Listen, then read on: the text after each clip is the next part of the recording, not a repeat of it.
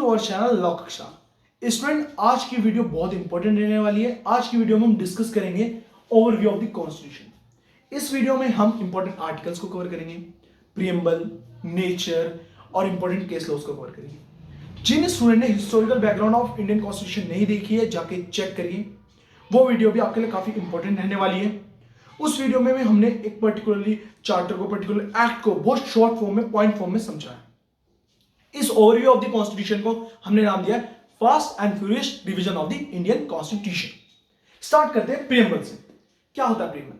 Preamble हमारा set करता है किसे, AIIMS and aspiration of the people and it indicates the sources from which constitution comes people of India. हमारा preamble ही set करता है AIIMS and aspiration of the people, और हमारा ये सोर्स बताता है, इंडिकेट करता है सोर्सेज को फ्रॉम विच हमारा जहां से कॉन्स्टिट्यूशन आया, people of the India. Mainly focus होते हैं पीपल ऑफ द इंडिया। जो हमारा प्रीएम्बल है वो स्टार्ट किस चीज से होता है, we the people of India. यहां एक हायरार्की, आप चीज को एक याद करिए। On the behalf of people हमने क्या करा, कॉन्स्टिट्यूएंट असेंबली बनाई, एंड कॉन्स्टिट्यूशन असेंबली ने क्या बनाया, हमारा कॉन्स्टिट्यूशन ऑफ इंडिया, COI।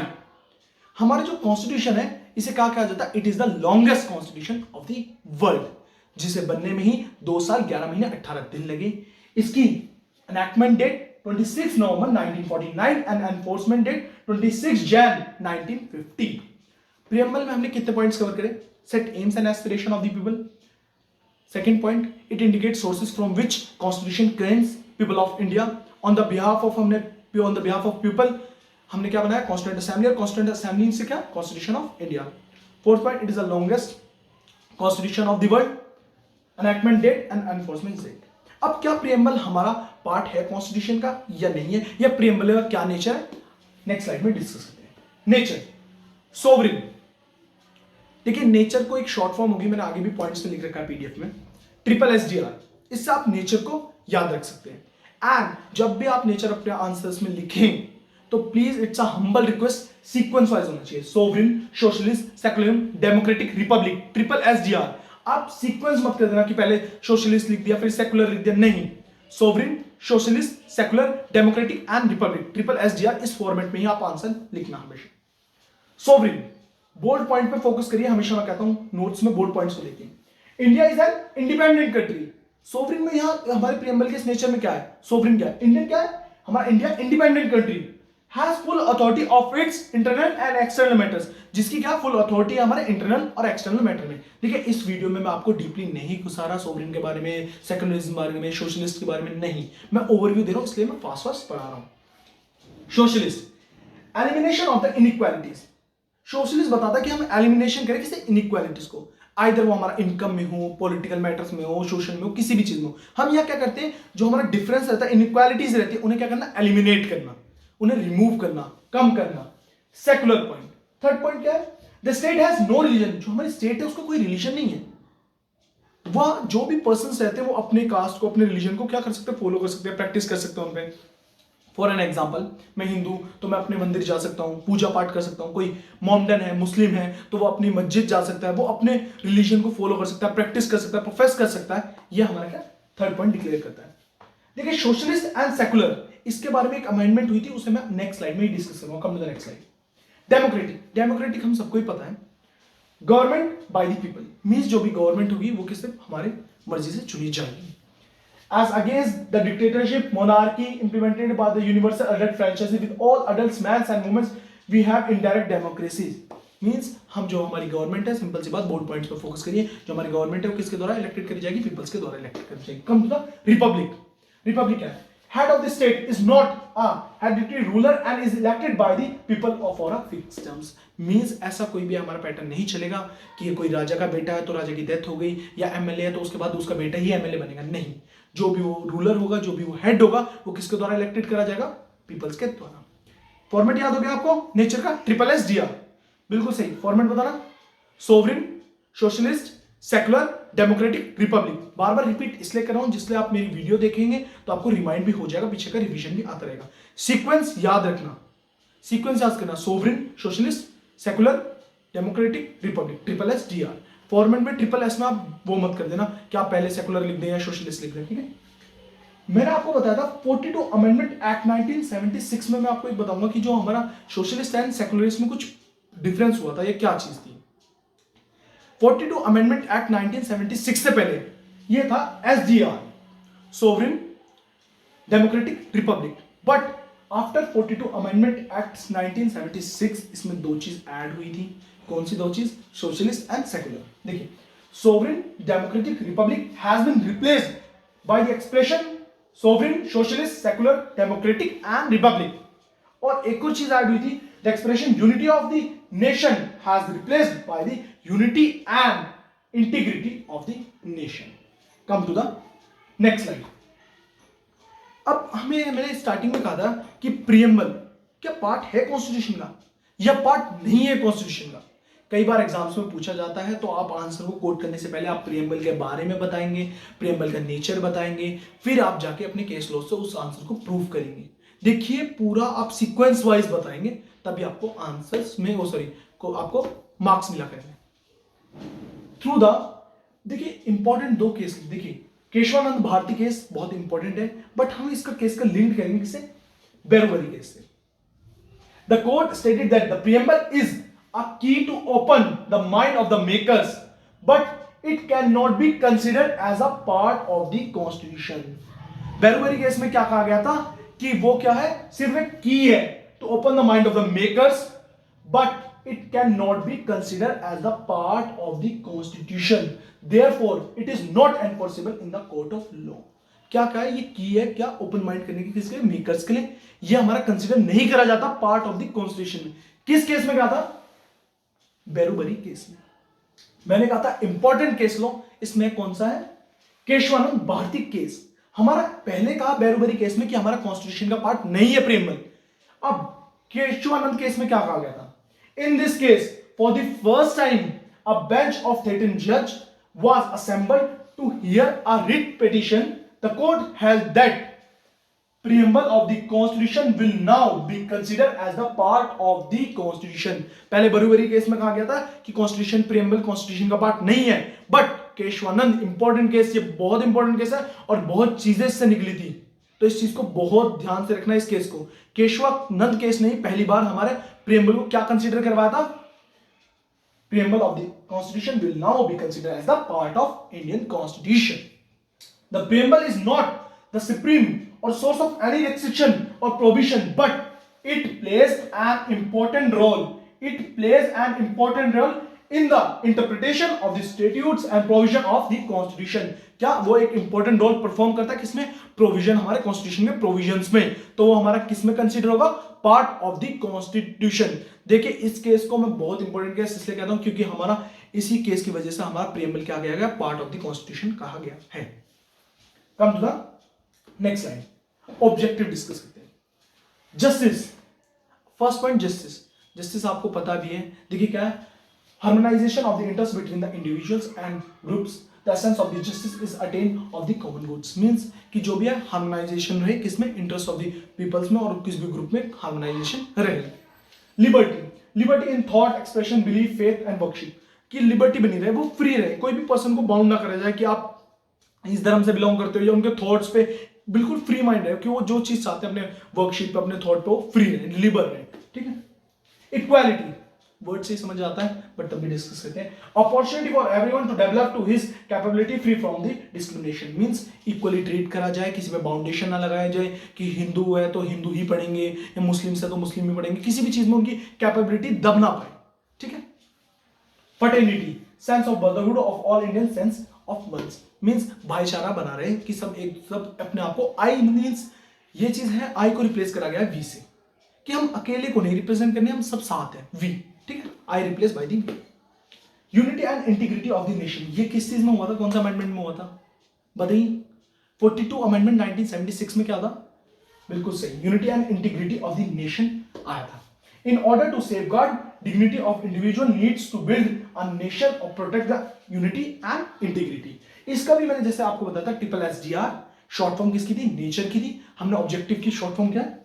बिल्कुल सही, JLEFU। JLEFU, देखिए आप शॉर्ट फॉर्म याद रखेंगे तो आप सब चीजों को बार में रिमाइंड करते वक्त याद आ जाएंगे। ट्रिपल SDR, JFULE, तो ये सब चीज आप याद कर पाएंगे। JLEFU। Come to the next part 1, union and territories.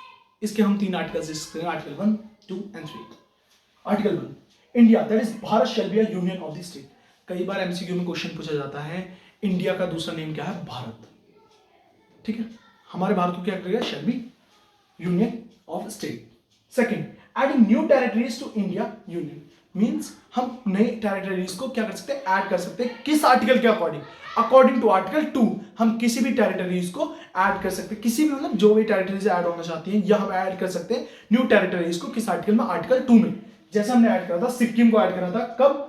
36 amendment act में सिक्किम को हमने अपने इंडियन यूनियन टेरिटरी में ऐड करा था, इंडियन यूनियन में। Second point and sorry second article and third article में काफी लोगों को कंफ्यूजन रहता है। रीड आउट करो, adding new territories to Indian union. New territories को क्या करा? इंडियन यूनियन में ऐड करा। आर्टिकल 3 क्या बताता है? Formation of new state, alteration of areas, boundaries, name of existing state. Third article में क्या है कि जो हमारी एग्जिस्टिंग स्टेट है उनका नाम चेंज करना, उनका एरिया चेंज करना, रीनेम करना, रीऑर्गेनाइज करना, उनके एरिया को एनलार्ज कर देना, कंप्रेस कर देना, ये सब चीज किसमें होती है? हमारे आर्टिकल 3 में। अकॉर्डिंग टू आर्टिकल 3 हम हमारे इंडियन यूनियन की जो एग्जिस्टिंग स्टेट्स हैं उनमें चेंज कर सकते हैं, उनके नेम चेंज कर सकते हैं, उनके एरिया चेंज कर सकते हैं, उन्हें सब डिवाइडेड कर सकते हैं।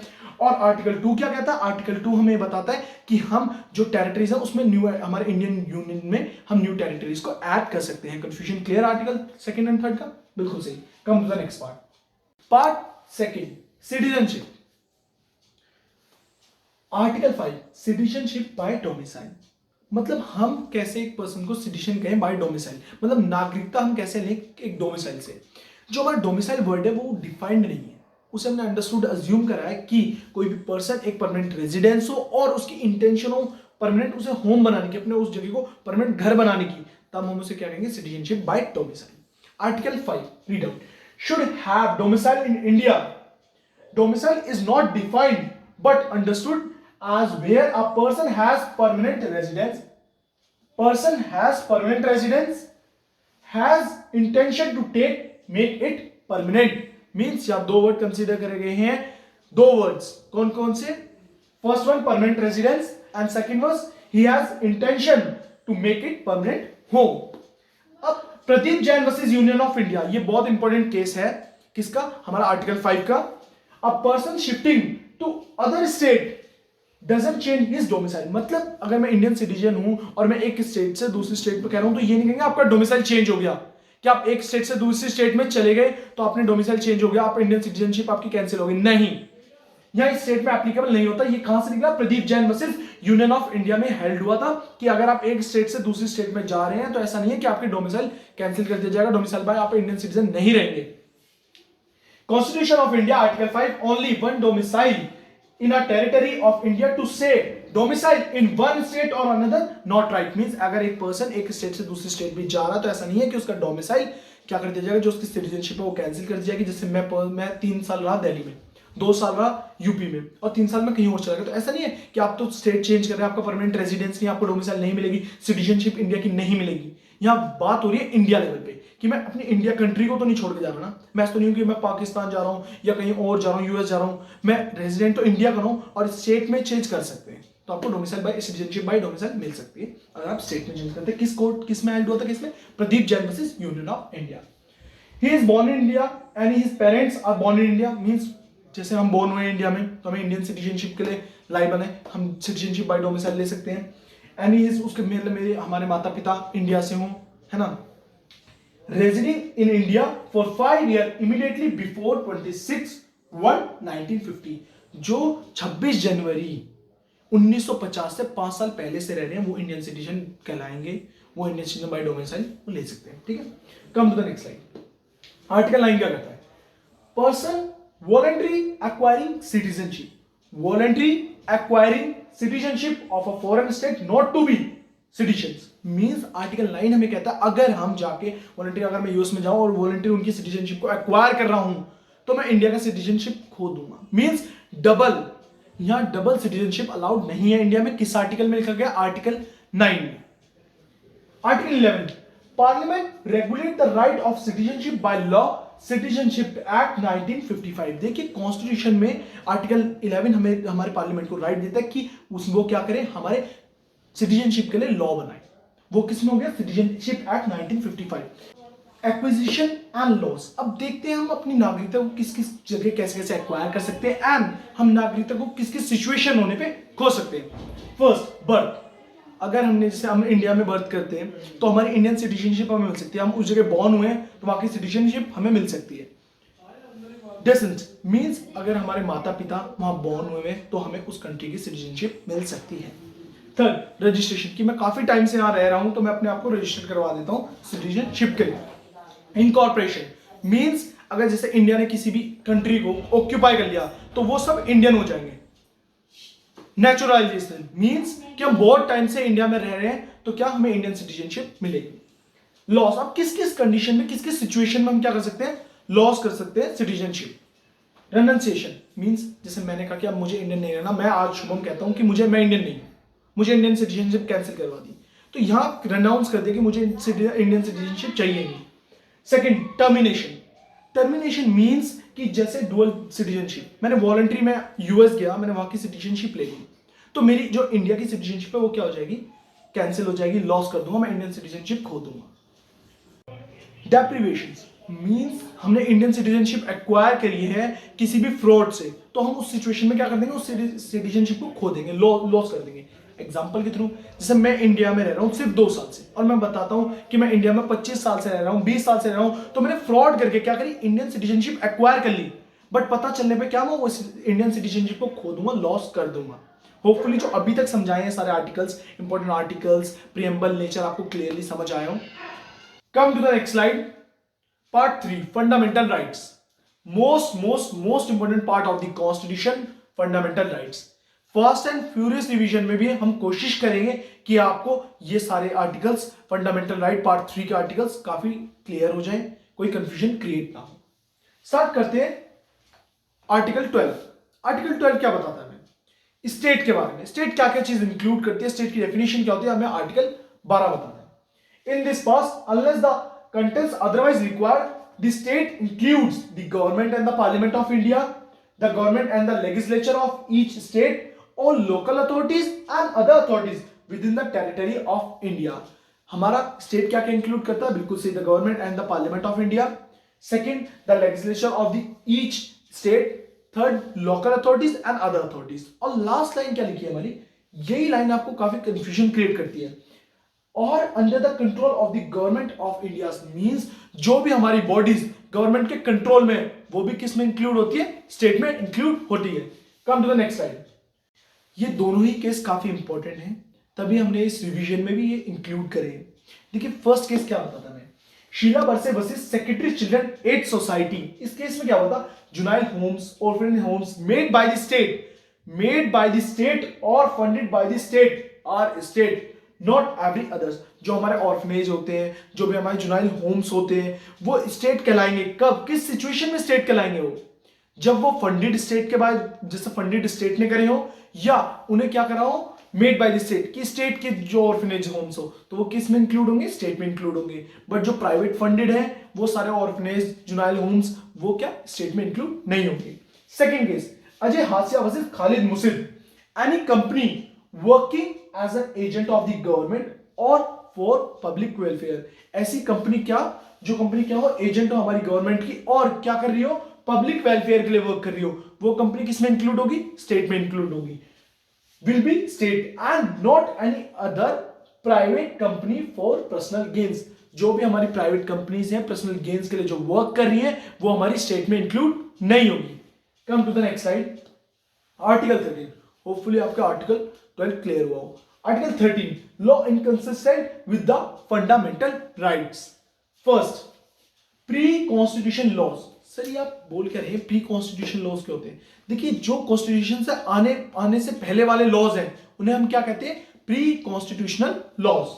और pre constitution laws which were in force immediately before constitution shall be void to the extent that they are inconsistent with the fundamental rights from the date of commencement of Constitution of India। Means जो भी हमारे pre constitution laws हैं, pre constitution laws कौन से, जो हमारे constitution के आने से पहले वाले लॉज हैं, अगर वो कॉन्ट्राडिक्ट होते हैं कॉन्स्टिट्यूशन में फंडामेंटल लॉज से, तो क्या होगा, हमारे जो प्री कॉन्स्टिट्यूशन लॉज हैं उन्हें हम क्या कर देंगे, वॉइड डिक्लेयर कर देंगे। समझ आया? एक और बार थोड़ा स्लो पढ़ाता हूँ, शायद मेरी स्पीड थोड़ी ज्यादा फास्ट हो चुकी है क्योंकि लेक्चर काफी लंबा ना हो जाए, इसलिए मैं फास्ट फास्ट रिवीजन करवा रहा था। हमारे प्री कॉन्स्टिट्यूशन लॉज, जो भी कॉन्स्टिट्यूशन आने से पहले वाले लॉज हैं, अगर वो कॉन्ट्राडिक्ट होते हैं किसके अगेंस्ट में? फंडामेंटल राइट्स के अगेंस्ट में, तो प्री कॉन्स्टिट्यूशन लॉज क्या हो जाएंगे? वाइड डिक्लेयर्ड हो जाएंगे। Second, post constitution law state not to make any such laws, means जो हमारे पोस्ट कॉन्स्टिट्यूशन लॉ मतलब पार्लियामेंट कोई भी स्टेट हमारे ऐसे लॉज नहीं बना सकती जो क्या हो? फंडामेंटल राइट्स के अगेंस्ट हो। डॉक्ट्रिन ऑफ सेवरेनिटी, अब ये डॉक्ट्रिन क्या कहता है? ये डॉक्ट्रिन कहता है कि कोई भी ऐसा लॉ जो हमारे फंडामेंटल राइट के अगेंस्ट आ रहा है, तो उस लॉ में से वो चीज को क्या कर देंगे? हम एलिमिनेट कर देंगे। अगर हम एक्सटेंड को, उस लॉ के एक्सटेंड को भी हम एलिमिनेट करते हैं और लॉ का मेन पर्पस ही क्या हो जाता है? रिमूव हो जाता है, उसका मेन पर्पस ही नहीं रह पाता, तो हम क्या करेंगे? उस लॉ को वाइड डिक्लेयर कर देंगे। कंफ्यूज हो गए? कंफ्यूजन की जरूरत नहीं है। कोई भी लॉ का एक पार्ट है जिसकी वजह से वो फंडामेंटल राइट कॉन्ट्राडिक्ट में आ रहा है, वो फंडामेंटल राइट के अगेंस्ट जा रहा है, तो हम उस पार्ट को रिमूव कर देंगे, लॉ को वाइड डिक्लेयर नहीं करेंगे। बट अगर उस पार्ट को रिमूव करने से जो उस लॉ का मेन पर्पस है वही रिमूव हो रहा है, तो हम क्या करेंगे? उस लॉ को वाइड कर देंगे। ये हमारा कौन सा डॉक्ट्रिन कहता है? Doctrine of severability. Doctrine of severability का मेन इंपॉर्टेंट केस क्या है? RMDC versus union of India. Second doctrine, doctrine of eclipse. Doctrine of eclipse का मींस क्या होता है? देखिए, एक्लिप्स का मींस होता है ग्रहण लगना। मींस लाइक जैसे कोई भी हमारा ऐसा लॉ है जो हमारा कॉन्ट्राडिक्ट अगेंस्ट जा रहा है, कॉन्ट्राडिक्ट में आ रहा है किसके? फंडामेंटल राइट्स के, तो वो लॉ जो एक्लिप्स हो जाएगा। बट अगर फंडामेंटल लॉ हट जाता है तो वो क्या हो जाएगा? एनफोर्स, वो दोबारा हमारा वैलिड माना जाएगा। कौन सा? जो हमारा एक्लिप्स हुआ था law. Third, doctrine of waiver. Doctrine of waiver क्या होता है? देखिए, हम बात हमने अपने आगे फंडामेंटल राइट्स में हम डिस्कस करेंगे आर्टिकल्स में कि हमारा राइट टू लिव होता है, कि हमें जीने का अधिकार है। तो हमारे ये नियम वीवर नहीं कर सकते, हम उस लॉ को वीवर नहीं कर सकते इंडिया में कि हाँ अगर मेरा जीने का अधिकार है तो हाँ मैं उसे वीवर कर दूं कि हाँ मैं मर भी सकता हूं, राइट टू डाई। तो ये चीज हमारे वैलिड नहीं होती डॉक्ट्रिन, ये हमारा डॉक्ट्रिन ऑफ वीवर कहता है। Doctrine of judicial review means parliament पे हम क्या कर सकते हैं? पार्लियामेंट के एक्ट में जुडिशियल रिव्यू हो सकता है। Come to the next slide. Article 13 sub clause 3, it gives term law a very broad meaning which includes ordinance, order, bylaw, rules, regulation, custom, usage having force in India। Article 13 sub clause 3 में ही law को क्या दी गई है? एक broad meaning दिया गया है। क्या ब्रॉड मीनिंग दे चुके हैं? Ordinance, order, bylaw, rules, regulation, custom, usage having force in India. Our amendment law under article 13 sub clause 3, जो हमारे अमेंडमेंट्स हैं वो क्या लॉ है आर्टिकल 13 सब क्लॉज 3 में? देखते हैं। देखिए, ये एक सीरीज, इन केस की सीरीज से हमारा क्या पता चला था कि जो हमारी अमेंडमेंट्स है क्या वो लॉ है आर्टिकल 13 सब क्लॉज 3 के। Shankari Prasad versus union of India 1951 का केस है। Article 13 does not apply to amendment act, only to ordinary law, parliament can be amended fundamental rights.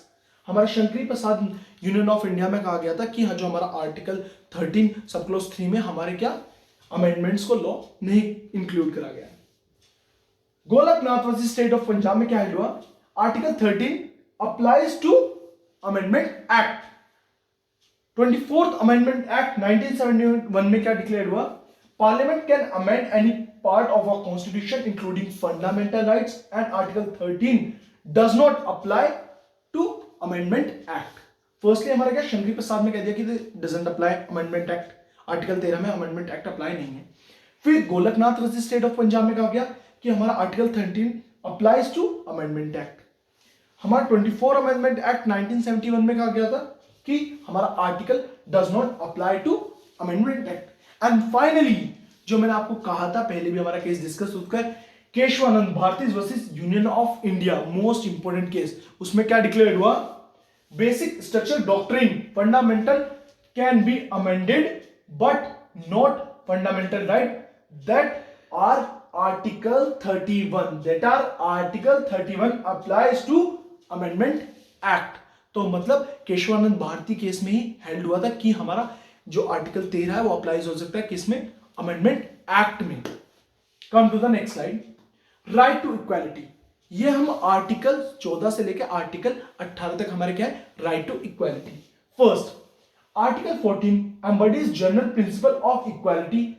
Article 15 to 80 lay down specific application of the general rules laid in Article 14. Means जो article 15 से लेके 18 तक है वो किसके बारे में बताएंगे, हमारे specific applications of general rules के बारे में, और वो सब किसके अंडर में आएंगे, आर्टिकल 14 के। Article 14, the state shall not deny any person equality before law or equal protection of law. Means article 14 he persons को क्या देता है, दो राइट देता है, किस चीज के, इक्वल प्रोटेक्शन ऑफ लॉ और इक्वालिटी बिफोर लॉ। अब इक्वालिटी बिफोर लॉ क्या है और sir equal protection of law क्या है। First, equality before law is a negative concept as it means lack of special privilege of a person by reason of creed, birth, etc. Means किसी भी person को हम उसके क्या birth के base पे या उसके क्रीड के बेस पे क्या स्पेशल प्रिविलेज नहीं प्रोवाइड कर सकते, ठीक। While equal protection of law is a positive concept implying equality of treatment in equal circumstances, means प्रत्येक व्यक्ति को, एवरी पर्सन को, हम हर पर्सन को क्या करेंगे, इक्वल सर्कमस्टांसेस पे इक्वल ट्रीट करेंगे, ठीक है। और हम किसी भी स्पेशल प्रिविलेज की वजह से उसे क्या नहीं देंगे, उसके बर्थ के किसी भी स्पेशल प्रिविलेज की वजह से उसे हम अनइक्वल ट्रीट नहीं करेंगे, हम हमेशा इक्वल ही ट्रीट करेंगे। ये हमें आर्टिकल 14 बोलता है। Come to the next slide, exception. अब आर्टिकल 14 के एक्सेप्शन क्या है, कई स्टूडेंट्स, कई ज्यादा से ज्यादा स्टूडेंट कहते हैं सर एक्सेप्शन का मीनिंग क्या होता है। देखिए एक्सेप्शन का मीनिंग होता है वो चीज वहां एप्लीकेबल नहीं है, मींस हम वो चीजें डिस्कस करेंगे जहां हम पर्संस को इक्वल ट्रीट नहीं कर पा रहे। First, power of private individual is not as same public official example. मींस कई बार कई सिचुएशन में ऐसा होता है कि क्या प्राइवेट इंडिविजुअल की क्या होती है, जो पावर्स होती है, जो उनकी अथॉरिटीज होती है वो डिफरेंट होती है। किससे डिफरेंट होती है, पब्लिक ऑफिसर से।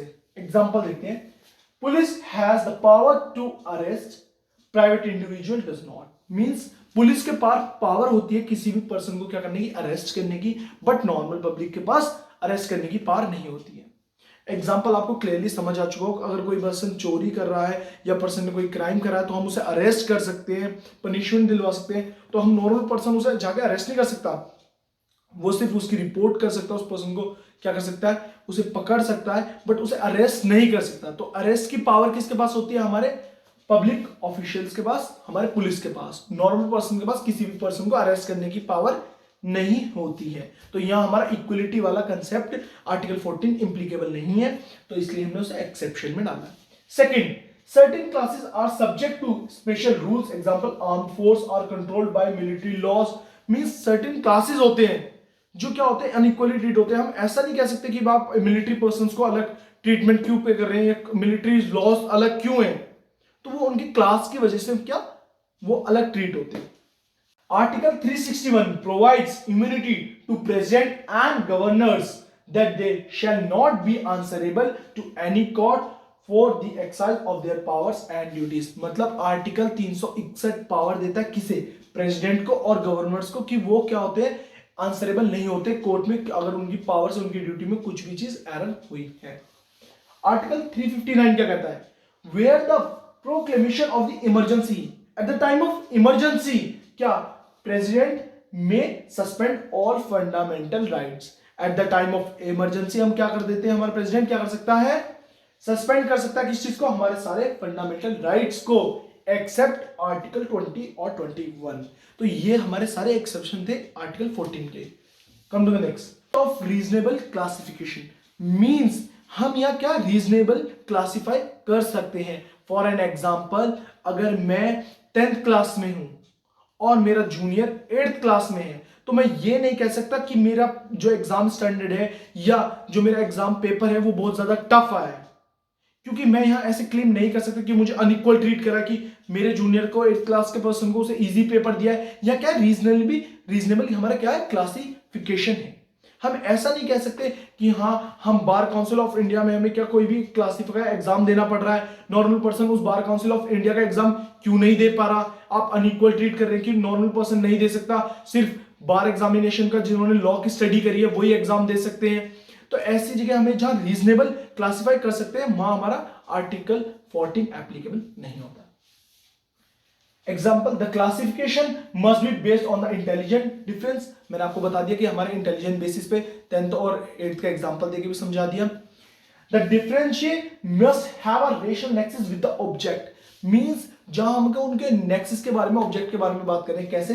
For an example, section 11 of Indian contract act, minors can not enter in contract, means minor हमारे कॉन्ट्रैक्ट में एंटर नहीं हो सकते। सेक्शन 11 इंडियन कॉन्ट्रैक्ट एक्ट 1872 का है।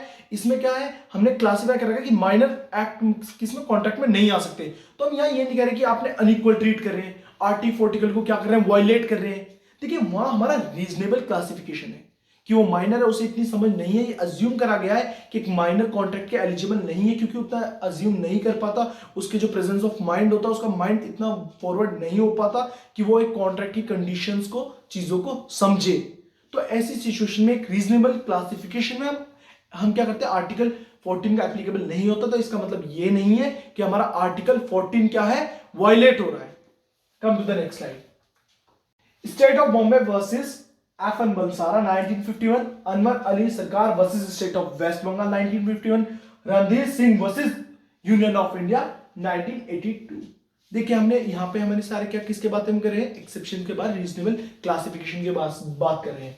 इंटेलिजेंट डिफरेंशिया, मैंने जो अभी पीछे एग्जांपल बनाया था कि 10th एग्जाम स्टैंडर्ड का जो वो है एग्जाम का, वो है क्वेश्चन पेपर, और 8th स्टैंडर्ड का एग्जाम क्वेश्चन पेपर है। तो उनके स्टैंडर्ड में डिफरेंस है क्या, इंटेलिजेंस का डिफरेंस है, हम रीजनेबल क्लासिफाई कर पा रहे हैं। सेकंड हमारा क्या, रेशनल नेसेस, क्या बताया था, section 11 of Indian contract act 1872 का क्या, कि माइनर को हमने क्या अज्यूम कर रखा है, उसके बेनिफिट के लिए क्या, वो कॉन्ट्रैक्ट में नहीं आ सकता, क्योंकि हमने अज्यूम कर रखा है कि उसका जो प्रेजेंस ऑफ माइंड है वो इतना एप्लीकेबल नहीं है, फॉरवर्ड नहीं है कि वो एक कॉन्ट्रैक्ट की कंडीशंस को समझ पाए।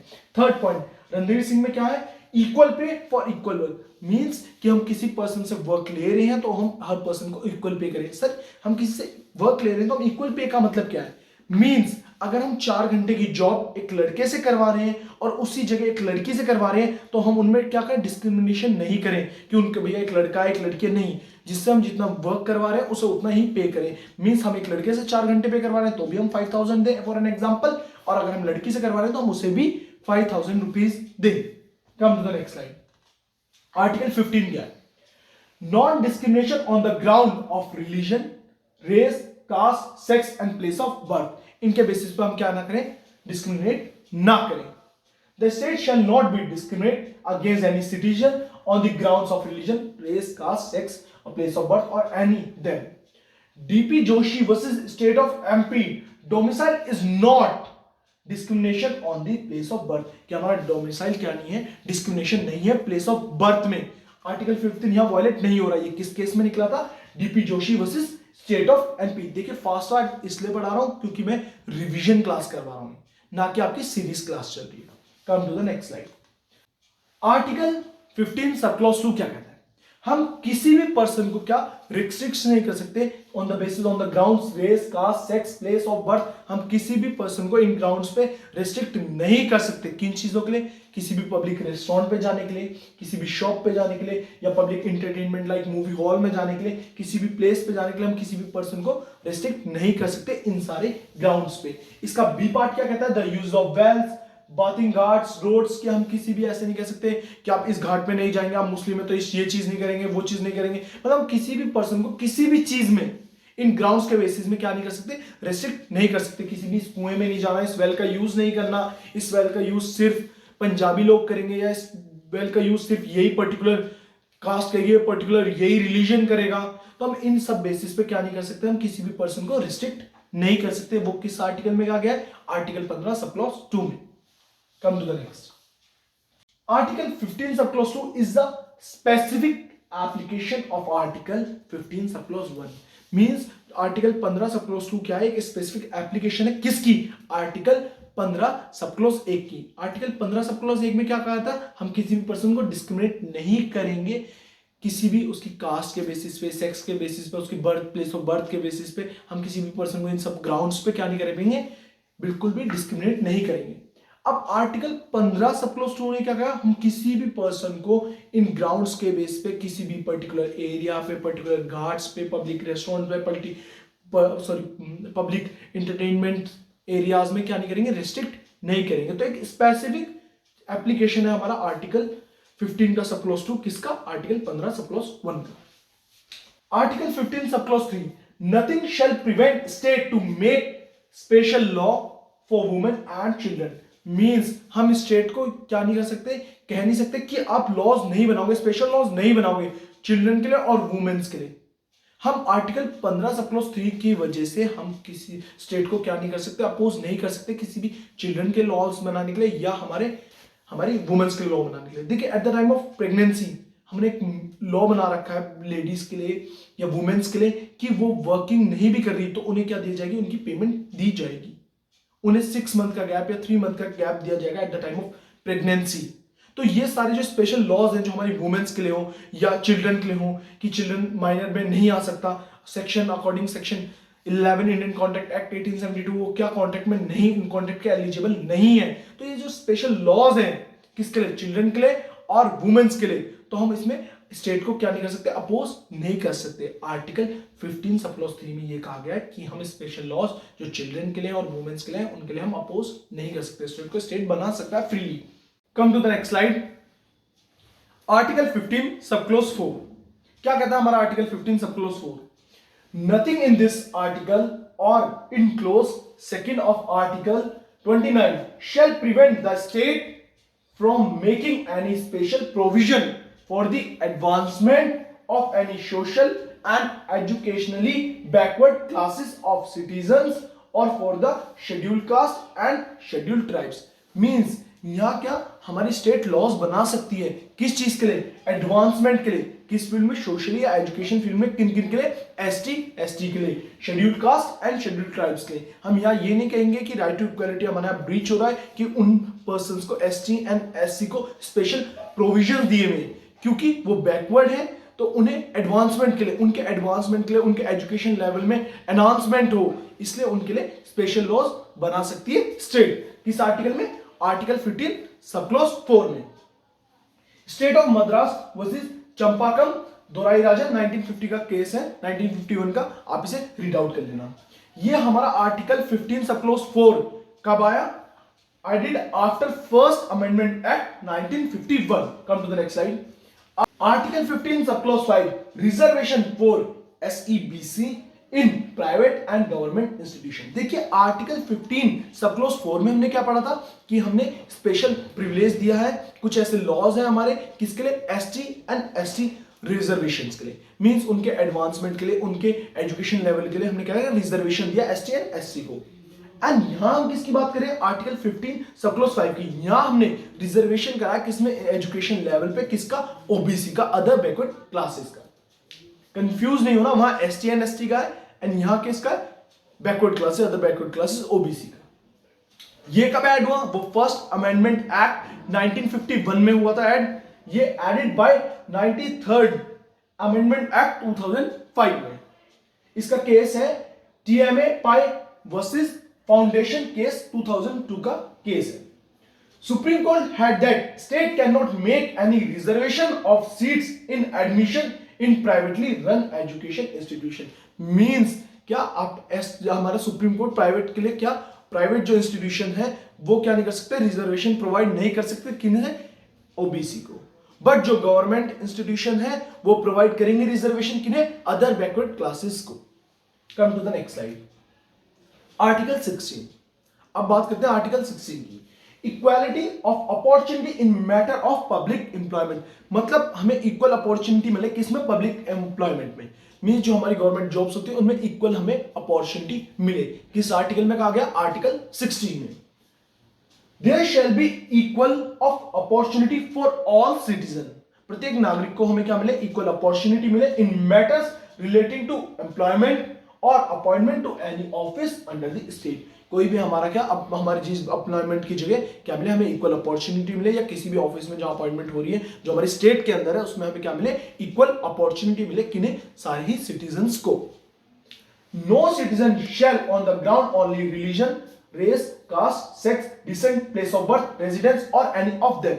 ये सारे आपने ग्राउंड्स किस में पढ़े हैं?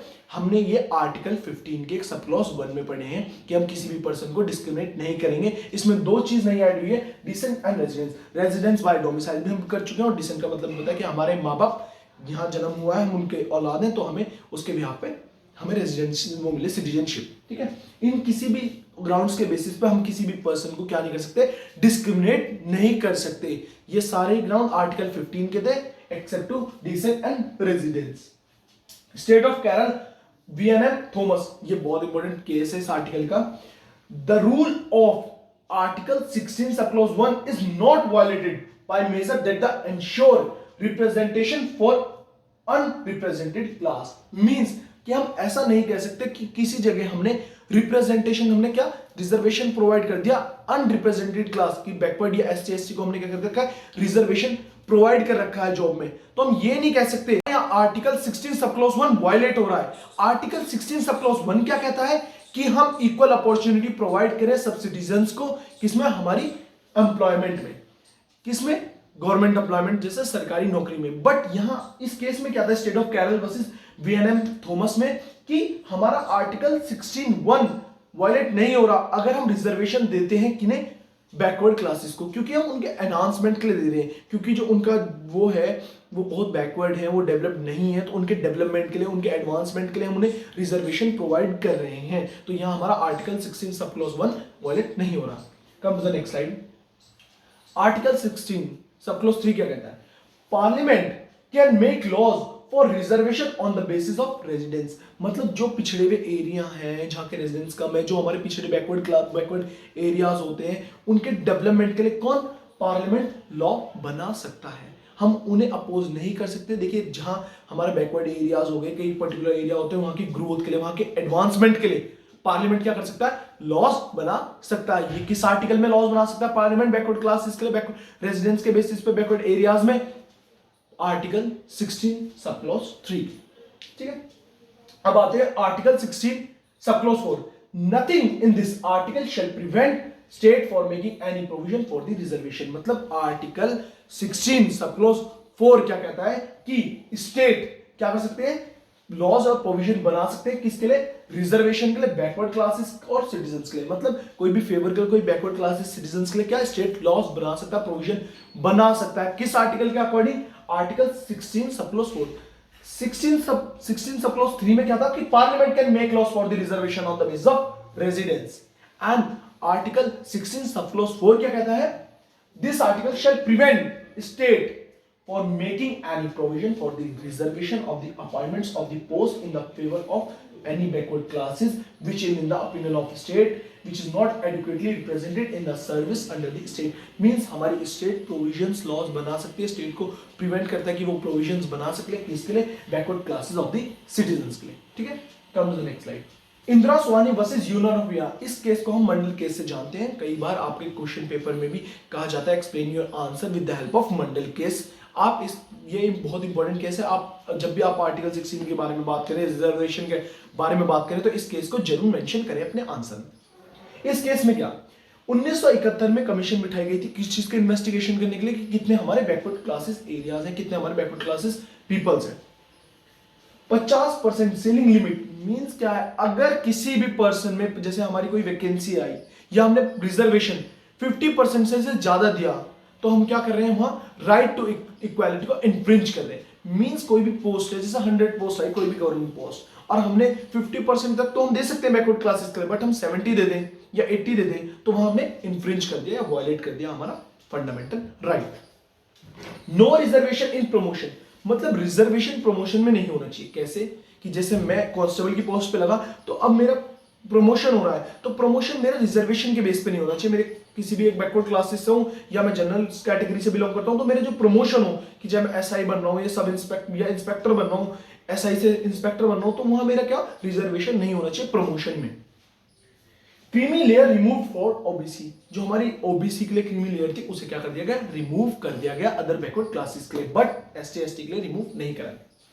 Carry forward rule not be breach 50% rule, means carry forward rule क्या कर दिया गया? ब्रीच कर दिया गया। मींस कैरी फॉरवर्ड रूल क्या है सर? जैसे इस साल वैकेंसी आई 100 वैकेंसी है इस साल। हमने कॉलेज में, हमारे कॉलेज में, हमारा कॉलेज है, हमने कॉलेज में क्या करा कि 30% reserve for the ST SC, हमने 30% रिजर्व कर दिया। तो इस बार उस 30% से स्टूडेंट कितने हमारे एडमिशन लिया, ST ST ओनली 25% थे। तो हमने क्या करा, जब नेक्स्ट टाइम एडमिशन ओपन हुआ हमारे कॉलेज का, तो हमने 35% कर दिया, जो रिमेनिंग 5% है उसे कैरी फॉरवर्ड कर दिया नेक्स्ट ईयर। वो इस केस में क्या कहा गया कि वो वैलिड नहीं है, उस रूल को क्या कर दिया गया, ब्रीच कर दिया गया। ठीक है।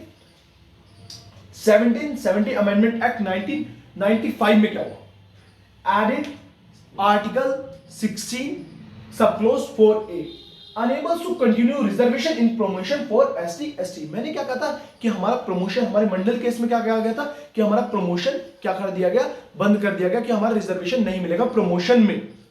बट हमारा अमेंडमेंट 77 अमेंडमेंट क्या कहता है कि प्रमोशन रिजर्वेशन का कंटिन्यू रहेगा, किसके लिए, ST एंड ST के लिए।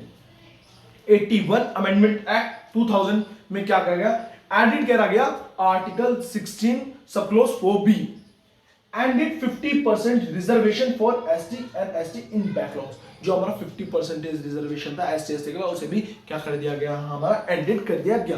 कम to the next slide. Article 16 sub clause 5 क्या कहता है, reservation in the religious institute means कि हम क्या कर सकते हैं, रिजर्वेशन कर सकते हैं किसी में, रिलीजियस इंस्टीट्यूट में। कोई भी कोई संस्था है, कोई हिंदुत्व की संस्था है, कोई भी जैसे कोई इंस्टीट्यूट है, तो हम उसमें क्या कर सकते हैं, रिजर्वेशन कर सकते हैं। जैसे कोई भी एक हिंदू इंस्टीट्यूट है, हिंदू रिलीजन इंस्टीट्यूट है, तो उसमें हम कह सकते हैं कि मोमडन उसका मेंबर नहीं बन सकता, हम रिजर्वेशन कर सकते हैं। या कोई भी मोमडन इंस्टीट्यूट है, मोमडन रिलीजन इंस्टीट्यूट है कोई भी, या उनका कोई भी ग्रुप है, तो उसमें क्या वो हिंदू के लिए क्या कर सकते हैं, हमारा रिजर्वेशन ले सकते हैं कि आप इस ग्रुप में ज्वाइन नहीं हो सकते। देखिए लिखा है, to become a member of the office in the religious institute you have to be of that religion, मतलब अब उस रिलीजन के होने चाहिए। Article 17 abolition of untouchability. आप जानते भी हैं छुआछूत की, हम ऐसे जातिवाद नहीं करेंगे कि तुम इस शेड्यूल कास्ट को, शेड्यूल ट्राइब्स को, आप हमारे साथ नहीं बैठोगे, आप हमारे साथ नहीं रहोगे। तो ये क्या, आर्टिकल 17 अबोलिशन कर दिया गया किस चीज का, अनटचेबिलिटी का। Article 18 abolition of the titles. कई बार हमें क्या कहता था कि ये राजा है, महाराजा, ऐसे टाइटल्स दे दिए गए थे, है ना। तो अब क्या कर दिया कि किसी भी पर्सन को हम टाइटल नहीं देंगे। तो क्वेश्चन अराइजेस हुआ किसमें, Balaji Raghav versus union of India में। जो नेशनल अवार्ड्स होते हैं, ये भारत रत्न, पद्मश्री अवार्ड्स, ये आप टाइटल क्यों दे रहे हो किसी भी पर्सन को। मींस आपने कहा हम किसी भी पर्सन को एक टाइटल नहीं देंगे, तो आपने आर्टिकल 18 ने कहा कि अबोलिशन ऑफ टाइटल्स, मतलब किसी भी पर्सन को टाइटल नहीं दिया जा रहा। तो आप ये नेशनल जो अवार्ड्स हैं, पद्मश्री अवार्ड्स, रत्न अवार्ड्स, ये आप क्यों दे रहे हो किसी भी पर्सन को। तो इस केस में क्या हेल्ड हुआ, देखते हैं। Are not prohibited under article 18 as they are merely state recognized of good work by citizens। means हम उस पर्सन को रिकॉग्नाइज कर रहे हैं क्योंकि उसने एक अच्छा वर्क करा, गुड वर्क करा एज एन सिटीजनशिप। तो उसने क्या करा, एक पर्सन ने उसने अच्छा वर्क करा, उसे हम रिकॉग्नाइज कर रहे हैं, बस हम उसे कोई भी टाइटल नहीं दे रहे, उसके अच्छे वर्क के लिए उस पर्सन को अवार्ड दे रहे हैं।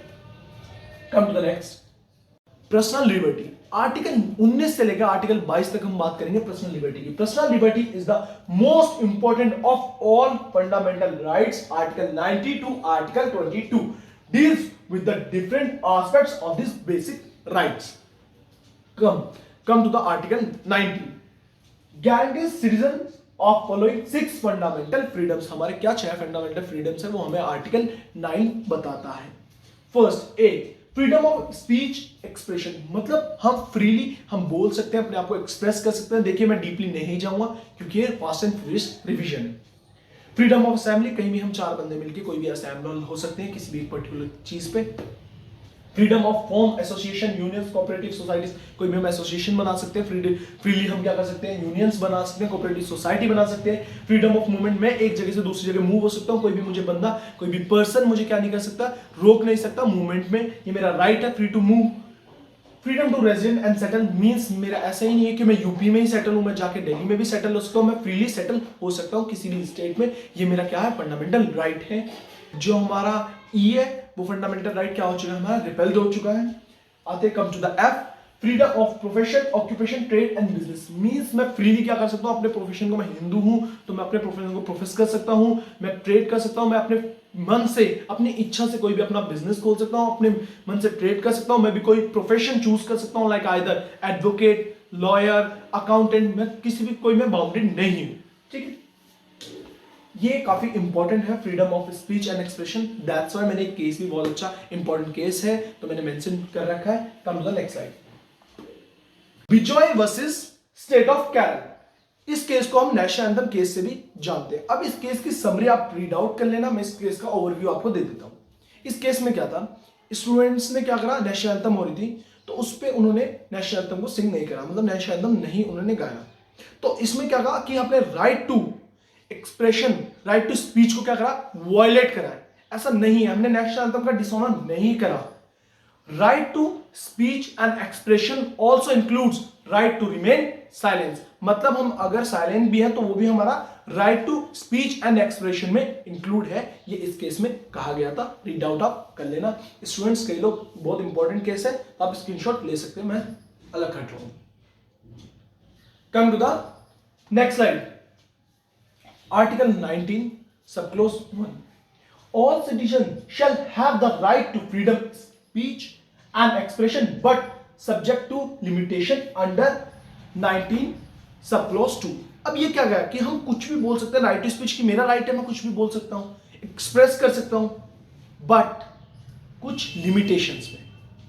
ऐसा नहीं है कि हम किसी भी पर्सन को डिफेम कर रहे हैं तो हम कहेंगे मेरी मर्जी थी, मेरा राइट था, right to speech and expression, मैंने अपने व्यूज दिए। नहीं, हम ऐसा नहीं कर सकते। ऐसा नहीं है कि हम देश के बारे में ऐसी कोई बात नहीं कह सकते जिससे क्या हो जाए कि हमारे जो एनवायरमेंट है उस पर इंपैक्ट पड़े। जैसे कि कोई भी पर्टिकुलर कास्ट के बारे में नहीं बोल सकते हम, या पर्टिकुलर ऐसी बात ना करें कि जिससे हमारे दो रिलीजन क्या करें, डिस्प्यूट करने लग जाए, उन दोनों के बीच में एक डिस्प्यूट हो जाए, कंफ्लिक्ट हो जाए।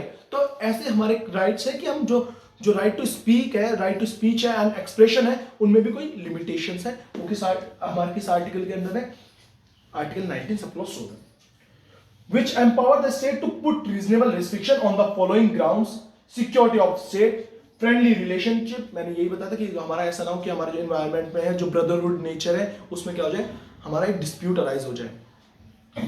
इन फॉरेन स्टेट, ऐसा नहीं कि हम किसी भी कंट्री के बारे में कुछ ऐसा करें कि हमारे फॉरेन में हमारे जो दूसरी कंट्रियों के साथ जो तालमेल है वो क्या खराब हो जाए। पब्लिक ऑर्डर, हमारा एनवायरनमेंट में पब्लिक ऑर्डर मेंटेन रहे। Decency, morality, contempt of court, defamation, ये सारी चीज मैंने क्या कर दी, किसी भी पर्सन को, कोई एक रेपुटेड पर्सन को डिफेम ना करें, किसी उसके बारे में कुछ अपशब्द ना कहें जिससे उसकी रेपुटेशन पे इंपैक्ट पड़े, या कंटेम्प्ट ऑफ कोर्ट की कोर्ट में जाके हम किसी भी जज से कि तू तड़ाक करके बात करें या अब्यूजिंग करें तो वो क्या हो जाता है, कंटेम्प्ट ऑफ कोर्ट हो जाता है। तो ऐसी चीजें क्या है, हमारा right to speech and expression भी क्या है, बाउंडेड है, एक लिमिटेड एरिया तक ही हम बोल सकते हैं। ऐसी चीजें पब्लिक ऑर्डर में, जो पब्लिक ऑर्डर है वो मेंटेन रहे। ऐसी चीज ना बोलूं जिसमें हमारा जो इन्वायरमेंट है, पब्लिक ऑर्डर है, वो क्या हो जाए, खराब हो जाए, लड़ाई हो जाए, कंफ्लिक्ट्स हो जाए। तो इस चीज में क्या, हमारा right to speech and expression क्या है, लिमिटेड एरिया तक कवर करता है, हम कुछ भी चीज नहीं बोल सकते। आर्टिकल 19 का सब क्लॉज 2 हमें उसकी लिमिटेशन प्रोवाइड करता है। Come to the next, Bijoe versus state of Kerala. ये केस हम इससे पहले वाली स्लाइड में डिस्कस कर चुके हैं। State of UP versus Kaushalya. इस केस में क्या था, देखिए प्रोस्टिट्यूट को, देखिए एवरी पर्सन, एवरी सिटीजन के पास राइट्स हैं रेजिडेंट के, ठीक है। तो यहाँ प्रोस्टिट्यूट को क्या कर दिया था, उनकी जगह से हटा दिया गया था। तो इस केस में क्या ऐड हुआ था कि prostitute to be provided new places to the reside, कि उनके रहने के लिए उन्हें न्यू प्लेस दी जाए। Rhombus Thapar versus state of Madras. तो इसमें क्या था, क्रॉसवर्ड न्यूज़पेपर नाम का एक न्यूज़पेपर था जो क्रिटिसिज्म करता था किसे, स्टेट ऑफ मद्रास को। तो स्टेट ऑफ मद्रास ने क्या करा, उस न्यूज़पेपर को बैन कर दिया। तो केस हुआ, तो कोर्ट ने क्या हेल्ड करा कि उनका राइट टू फ्रीडम और स्पीच एंड एक्सप्रेशन क्या हो रहा है, वायलेट हो रहा है, क्योंकि वो ऐसा कोई हमारा ग्राउंड्स के विद इन द लिमिटेशन क्या कर रहा था, वो क्रिटिसिज्म कर रहा था स्टेट ऑफ मद्रास को। Come to the next slide. Article 20, protection in respect of conviction for offence. देखिए क्या है, respect of conviction for offence. First, इसमें तीन चीज है। First, ex post facto law. देखिए जो हमारा रेट्रोस्पेक्टिव लॉ होता है, वो लॉ क्या होता है, देखो रेट्रोस्पेक्टिव वो लॉ होता है जैसे आज कोई लॉ एम्प्लॉय हो तो उसकी चीज हम ये नहीं कह सकते, जैसे आज आया कि मैं आपको स्लैप करूंगा तो ये क्राइम है, तो इसकी जो पनिशमेंट है, अगर मैंने पहले किसी को स्लैप करा हो तो मुझे वो पनिशमेंट मिले, ये होता है रेट्रोस्पेक्टिव लॉ।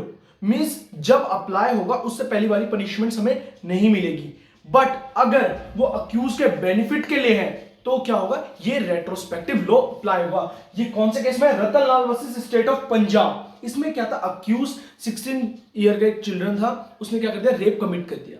तो ये रेस्ट्रिक्टिव लॉ क्या था कि उसके चेंजेस आए कि उसकी पनिशमेंट अगर कोई 16 बिलो 18 है तो उसे पनिशमेंट कम दी जाए या सीधे हार्श पनिशमेंट ना दी जाए। तो ये चीज क्या हुआ, चेंजेस आए तो उसमें ये रेट्रोस्पेक्टिव लॉ अप्लाई हुआ।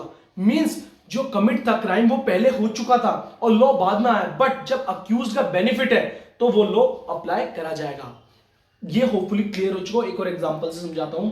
अगर मैंने कोई क्राइम कमिट करा और उसके बाद लॉ आया तो वो लॉ मेरे पे एप्लीकेबल नहीं होगा। जैसे मैंने चोरी करी और चोरी कोई क्राइम नहीं है, ये मैं कह नहीं रहा हूं, अज्यूम करिए कि अगर मैंने चोरी करी और चोरी क्राइम नहीं था और बाद में डिक्लेयर्ड हुआ कि चोरी थेफ्ट क्या है, क्राइम है, तो क्या हो गया, मुझे उसकी पनिशमेंट नहीं मिलेगी क्योंकि वो जो मैंने एक्ट करा है क्राइम वो मैं पहले कर चुका हूं। बट अगर मैंने एक्ट करा है और उसकी पनिशमेंट के बिहाफ पे मुझे बेनिफिट मिल रहा है, कुछ अक्यूज को बेनिफिट मिल रहा है कि चोरी की सजा 3 साल से 1 साल हो गई, तो मैंने चोरी पहले करी और जो पनिशमेंट की जो वो आया पनिशमेंट का लॉ वो बाद में आया, तो मेरी जो पनिशमेंट है 3 साल से 1 साल वाली वो मुझे उसका बेनिफिट मिल जाएगा।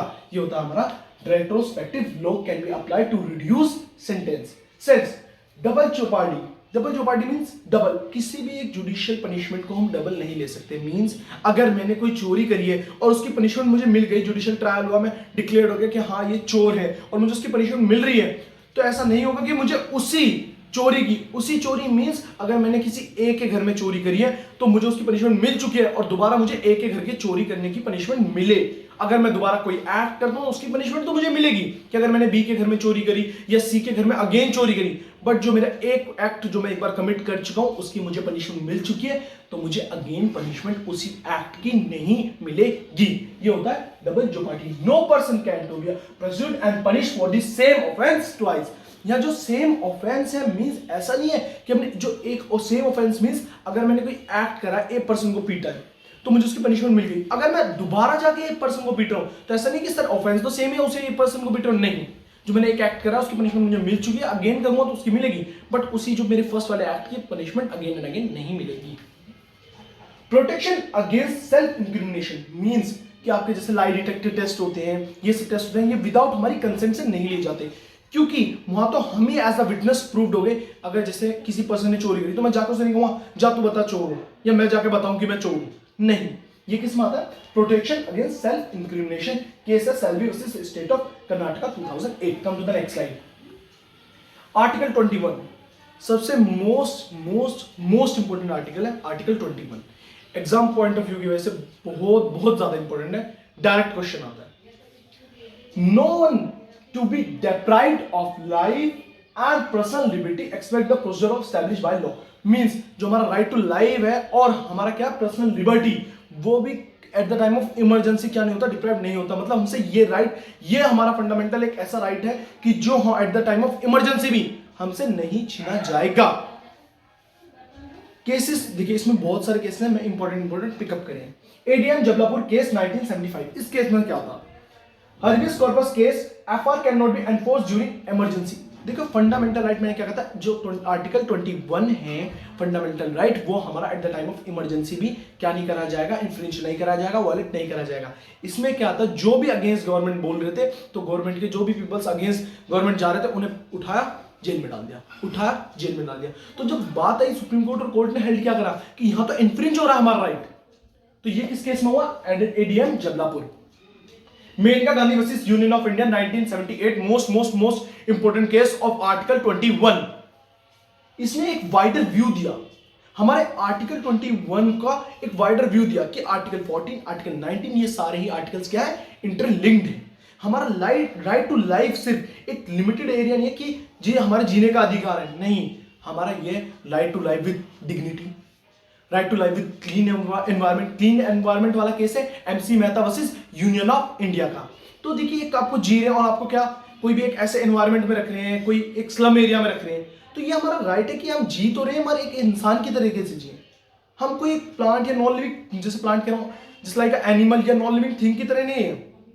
जो हमारा राइट टू लिव है उसे एक वाइडर व्यू दिया इसमें, किसमें, Maneka Gandhi versus union of India में, कि हमारे बहुत सारे राइट्स कि राइट टू लाइफ में कि हमारा राइट टू एजुकेशन भी इंक्लूड होता है, तो इसने एक वाइडर व्यू दिया हमारा इस केस में। Right to travel to abroad is a fundamental right, कि हम राइट टू ट्रैवल भी हमारा एक फंडामेंटल राइट है। तो इस केस में क्या हुआ था, मेनका गांधी अब्रॉड जा रही थी तो उन्हें विदाउट एनी रीजन क्या कर दिया, डिटेन कर लिया और उनका पासपोर्ट उनसे मांगा गया। उनसे कहा कि अपना पासपोर्ट जब्त करवाओ। कोई भी एक रीजन नहीं था वहां, विदाउट एनी रीजन उनका क्या पासपोर्ट ले लिया गया और उन्हें डिटेन करा जा रहा था। तो यहां पे क्या हुआ, उन्होंने क्या कहा, right to life include with human dignity, और मेरा राइट टू ट्रैवल अब्रॉड है, तो आपने मेरा यहां राइट क्या करा, इन्फ्रिंज करा है। इसी केस में हमें एक आर्टिकल 21 का एक वाइड रिव्यू दिखा कि हमें आर्टिकल राइट टू लाइफ सिर्फ एक जीने का अधिकार नहीं है, उसमें हमें right to life with human dignity, right to travel abroad है, right to travel in a clean environment है। ये सारे आर्टिकल 21 का इन्होंने ब्रॉड व्यू दिया है Maneka Gandhi union of India में 1978 का केस का। Next, whether the right to life include right to die, means अगर हमारा जीने का अधिकार है तो हमारा मरने का भी अधिकार होना चाहिए। मींस अगर जब मुझे मेरा फंडामेंटल राइट है कि मैं जी सकता हूं, तो मेरा राइट है मैं मर भी सकता हूं। क्या ये सही है, क्या ये गलत है, देखते हैं। ज्ञान वर्सेस स्टेट ऑफ पंजाब 1996 के केस में क्या गया, right to life does not include right to die, overrules by P Rathinam case. Means क्या कहा गया, पहले स्टार्टिंग में कहा गया कि राइट टू लाइफ है तो मेरा मरने का भी अधिकार है, बट ओवर रूल्ड करा गया उसे कि आपका जीने का अधिकार है तो मरने का नहीं है, क्योंकि ये हमारे एनवायरमेंट पे, हमारे सोशल कल्चर पे क्या इंपैक्ट डालेगा। जिस पर्सन का मन हुआ वो मर जाएगा, नहीं। तो ये क्या गया, ओवर रूल्ड करा गया, आपको जीने का अधिकार है, आपका मरने का ऐसा नहीं है कि मैं जाके सुसाइड कर लूं। नो, राइट टू लाइफ हमारा फंडामेंटल राइट है, बट राइट टू डाई हमारा कोई फंडामेंटल राइट नहीं है। Article 21A right to education मैंने आपको डिस्कस कर दिया है। मेनका गांधी के बाद हमारी ये चीज, हमारा राइट टू लाइफ के बाद हमें पता चला कि right to life with human dignity, right to travel abroad, हमारा ब्रॉडवे कहां से स्टार्टिंग हुई थी, हमारे आर्टिकल 21 की ब्रॉड में Maneka Gandhi versus union of India से, ठीक है। 80C amendment act 2002, unique Christian versus state of Andhra Pradesh 1993 case. Come to the next, article 22 protection against arbitrary arrest and detention. मैंने क्या कहा, उन्हें बेफालतू में क्या आर्बिट्रेरी क्या कर दिया था, डिटेन कर दिया था। किसे, मेनका गांधी को। First and second punitive detention, third exception, 4 to 7 preventive detention. ये आगे की स्लाइड्स में डिस्कस करते हैं कि क्या हमारा प्यूनिटिव डिटेंशन है, क्योंकि उसके एक्सेप्शन है, एंड क्या हमारा preventive detention. Come to the next, punitive detention. अब प्यूनिटिव डिटेंशन क्या होता है और हमारा प्रिवेंटिव डिटेंशन क्या होता है। आफ्टर ऑफेंस, किसी भी पर्सन ने कोई क्राइम या कोई एक्ट या कोई ऑफेंस करा, उसके बाद उसे क्या करा, डिटेन कर लिया। ये क्या हो गया हमारा प्यूनिटिव डिटेंशन। सेकंड, ये हमारे ऑर्डिनेंस लॉ में अप्लाई होता है। Most democratic laws have punitive detention law. सारे हमारे ज्यादा डेमोक्रेटिक लॉज में क्या होता है, प्यूनिटिव डिटेंशन होता है। Come to the preventive detention. Preventive detention क्या होता है, before offence to prevent offence, means कि ऑफेंस करने से पहले ही आपको क्या कर लिया, डिटेन कर लिया। ये कौन से केसेस में होता है, कौन से लॉज में होता है, देखिए जो बहुत बड़े बड़े क्राइम्स होते हैं उनमें ऐसा होता है कि आपके इंटेंशन के बेसिस, जैसे मुझे चोरी करनी है तो भाई मुझे पहले ही डिटेन कोई कर लेंगे कि मैं चोरी करना चाह रहा हूं, नहीं। ये ऑर्डिनेंस लॉ में अप्लाई नहीं होता, ये सिर्फ किसमें, प्रिवेंटिव डिटेंशन लॉ में अप्लाई होता है। जैसे मैं बहुत बड़ी एक स्ट्रैटेजीज बना रहा हूँ बम प्लांट करने की और पुलिस को पता चल गया, तो ऐसे लॉज में अप्लाई होता है हमारा प्रिवेंटिव डिटेंशन की। बहुत बड़ा एक स्टेट कंट्री लेवल पे, या मैं दिल्ली में बॉम्ब सेटअप कर रहा हूं, तो ऐसे इस जगह क्या होता है हमारे प्रिवेंटिव डिटेंशन की, उनका हमारे स्ट्रेटेजी के बारे में पता चल गया। मेरे ऑफेंस कमिट होने से पहले ही उन्होंने क्या कर लिया, मुझे डिटेन कर लिया। यूनिटी में क्या हुआ, अगर मैंने कोई ऑफेंस करा, मैंने चोरी करी, तो जाके मुझे डिटेन करा गया, ठीक है। Most democratic country do not have preventive detention laws only in case of emergency के केसेस में ये चीज लगती है। जैसे बहुत बड़ा कोई प्लांट हमें ऐसे पता चला कि हाँ प्लानिंग चल रही है, चीज चल रही है, ठीक है। कम टू द नेक्स्ट, अब right to legal consult a legal practitioner, means अगर जैसे मैंने क्या कहा कि अभी कोई भी पर्सन आपको अरेस्ट नहीं कर सकता, आपको बताएगा कि आपने ये कमिट करा है क्राइम, फिर आपको अरेस्ट करेगा कि आप इस वजह से अरेस्ट हो रहे हैं। एंड हमारा राइट है, ये हमारा आर्टिकल 22 सब क्लॉज 1 हमें देता है कि हम लीगल एडवाइस, लीगल प्रैक्टिशनर से अपने बात कर सकते हैं, जैसे वकील से कि किसने पर्सन ने मुझ पे कोई ये क्राइम कर दिया, ये इस वजह से मैं अरेस्ट कर रहा हूँ, तो मैं अपने लीगल कंसल्टेंट से, लीगल प्रैक्टिशनर से बात कर सकता हूँ कि वकील साहब मुझे ये प्रॉब्लम हो चुकी है, ये मुझे पुलिस वाले अरेस्ट कर रहे हैं, तो आप इसका लीगल सोल्यूशन करें, मेरे बेल के पेपर रेडी करें। तो ये सारी चीजें क्या वो कंसल्ट कर सकता है लीगल प्रैक्टिशनर से, और उस पर्सन को अरेस्ट करने से पहले आपको उस पर्सन को बताना पड़ेगा आप इस ऑफेंस के अंदर आप उस पर्सन को अरेस्ट कर रहे हैं। विदाउट एनी रीजन आप किसी भी पर्सन को डिटेन अरेस्ट नहीं कर सकते। Second, right to the procedure before magistrate in 24 hour, no detention by beyond 24 hours. Means किसी भी पर्सन को आपने डिटेन कर लिया तो 24 घंटे के अंदर अंदर आपको मजिस्ट्रेट के सामने उस पर्सन को क्या करना पड़ेगा, दिखाना पड़ेगा कि हाँ ये पर्सन है, ये चीज है, ठीक।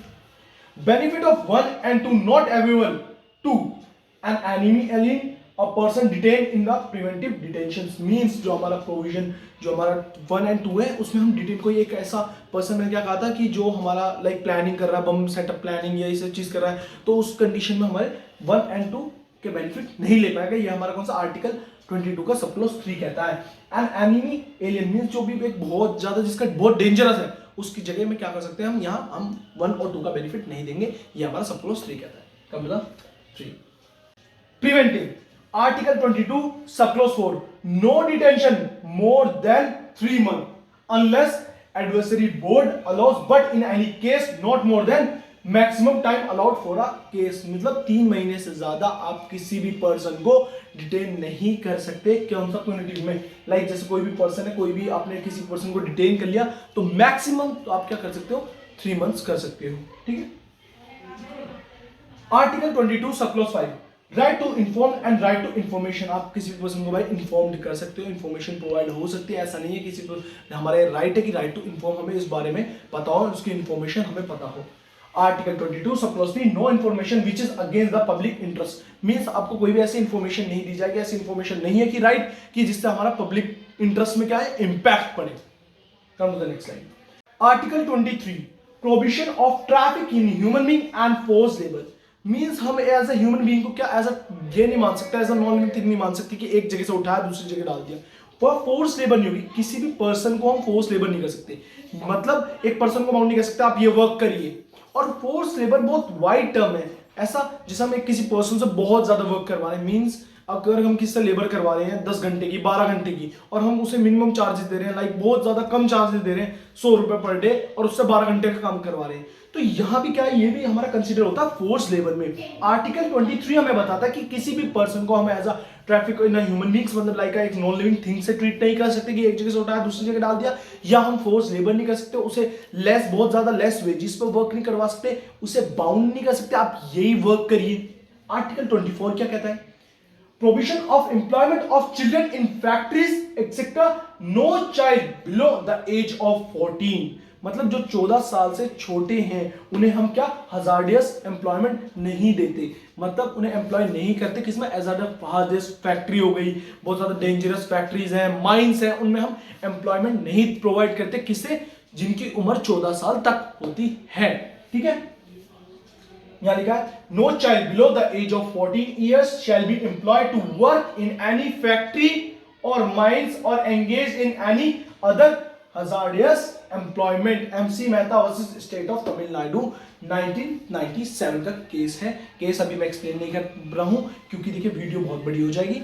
आप केस के लिए मैं एक proper MC Mehta versus case, आपके सराय बानू केस और हमारे जो important Maneka Gandhi versus union of India, इनके लिए प्रॉपर्ली एक सेपरेट प्ले लिस्ट बना हुआ जिसमें कॉन्स्टिट्यूशन के इंपॉर्टेंट आर्टिकल्स के इंपॉर्टेंट केस को सिर्फ उस सेशन में पूरा एक्सप्लेन करा जाएगा कि कैसे कौन कौन से फैक्ट्स हैं, कौन कौन से आर्टिकल्स में क्या क्या हुआ, कैसे कोर्ट का जजमेंट आया। Come to the next slide. Freedom of religion. Article 25 क्या कहता है, freedom of conscience and free to profess practice and propagation of religion. Means सभी पर्सन क्या है, फ्री हैं अपने रिलीजन को क्या करने के लिए, प्रैक्टिस करने के लिए, प्रोफेस करने के लिए, और उसमें क्या अपना प्रोपगेशन करने के लिए। जैसे मैं हिंदू हूं तो मैं फ्री हूं कि मैं सबको बोल सकता हूं हाँ कि मैं हिंदू हूं और मैं अपने मंदिर जा सकता हूं। कोई मोमडन है लाइक आई एम अ मुस्लिम तो मैं अपने मुस्लिम में मस्जिद जा सकता हूं, मुस्लिम धर्म को प्रमोट कर सकता हूं। मींस बट यह जो प्रोपगेशन है वो subject to public order, morality and health. इसका मीनिंग क्या है, मींस हम ऐसी सिचुएशन में ऐसा नहीं अराइज कर सकते, जैसे हम हिंदू हैं तो हम हिंदू को ऐसा नहीं बोल सकते हम हिंदू हैं, ऐसी चीजें अराइज नहीं कर सकते, जो हमारा प्रोपगेशन ऐसा नहीं कर सकते जिससे क्या हो, पब्लिक ऑर्डर क्या हो जाए, डिसऑर्डर हो जाए। मींस लाइक उससे कंफ्लिक्ट्स हो जाए दो रिलीजन के बीच में, जैसे मुस्लिम है वो आके कुछ ऐसी चीजें ना कहें या हम हिंदू ना कहें जिससे क्या हो जाए, पब्लिक ऑर्डर क्या हो जाए, disorder. Article 26 freedom to manage religious affairs. जो हमारे रिलीजियस अफेयर्स हैं कि हाँ हम सारे ग्रुप बना के यहाँ हम ये मंदिर डालेंगे, यहाँ मस्जिद खोलेंगे, हमारे जो रिलीजन अफेयर्स हैं उन्हें क्या करें, फ्रीडमली कर सकते हैं। Article 27 freedom as to payment of taxes for promotion of a particular religion. ऐसा कोई भी नहीं है कि हम किसी रिलीजन से क्या करें, टैक्स ले। Article 28 freedom as to attendance at religious instruction and religious worship in a certain education institute. Means कि हम कोई भी एक पर्टिकुलरली, जैसे स्टेट के जो स्कूल्स रहते हैं उनमें हम पर्टिकुलरली एक रिलीजन को क्या प्रमोट नहीं कर सकते। ऐसा नहीं कह सकते सिर्फ हमारे हिंदू आएंगे और यहाँ सिर्फ हिंदू ही चीज सीखी जाएगी, ऐसा हम नहीं कर सकते कि हाँ ये मोहम्मदन स्कूल है, सिर्फ ये मोहम्मदन्स के लिए और यहाँ मोहम्मदन्स को ही प्रमोट करा जाएगा, या मुस्लिम रिलीजन की बातें करी जाएंगी वहाँ और रिलीजन को क्या करा जाएगा, उनके बारे में उनपे लाइक कंफ्लिक्ट की भावना कि उनके बारे में एक गलत विद्रोह सा क्या करेंगे, अराइज करेंगे। ऐसा नहीं हो सकता। ठीक है, आर्टिकल 28 हमें कहता है कि कोई भी इंस्टीट्यूट में हम किसी भी पर्टिकुलर रिलीजन पे फोकस नहीं करेंगे, किसी भी उन्हें एक पर्टिकुलर धर्म के बारे में नहीं करेंगे। ठीक है, come to the next slide. Culture and education rights, article 29। अब आर्टिकल 29 किसके बारे में बात करता है, protection of interest of minorities. Minorities के इंटरेस्ट के बारे में बात करता है, उनकी प्रोटेक्शन के इंटरेस्ट ऑफ प्रोटेक्शन के बारे में बात करता है हमारा आर्टिकल 29। आर्टिकल 29 का सब क्लोज 1 क्या कहता है, देखते हैं। Any sections of the citizens, any sections, यहां जो चीज मैंने बोर्ड में लिख रखी है सेक्शन ऑफ द सिटीजंस, इसको मैं रीड आउट करने के बाद एक्सप्लेन करूंगा। Residing in the territories of India और any part of there having distinct language, script, culture of its own shall have the rights to conserve the same. Means कोई भी particular citizen है, किसी भी पर्टिकुलर किसका, section का, ऐसा नहीं है यहाँ अपर क्लास या लोअर क्लास की बात हो रही है।